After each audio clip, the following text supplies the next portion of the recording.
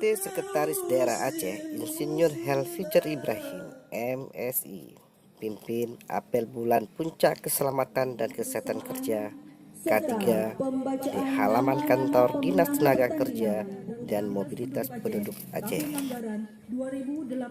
Menurut Helfizer, pelaksanaan K3 sangat penting untuk menjamin keselamatan para pekerja dan juga perusahaan.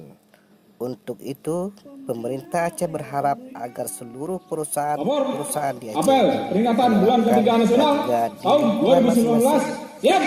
Ini tentu tidak bisa dilakukan sendiri. Karena itu kita berharap kepada tenaga kerja agar secara bersama-sama melaksanakan K3, ujar Helfizer. K3 tidak hanya bertujuan memberikan perlindungan keselamatan kepada tenaga kerja, tapi juga untuk mengendalikan risiko terhadap peralatan, aset dan sumber produksi. Dalam acara apel tersebut, PLT Sekda Aceh Insinyur Helfizer Ibrahim yang didampingi oleh Kabid Pengawasan Putut Arandangono juga menyerahkan Zero Accident Award, penghargaan nihil kecelakaan kerja kepada 16 perusahaan dan 18 penghargaan penerapan kerja norma perempuan.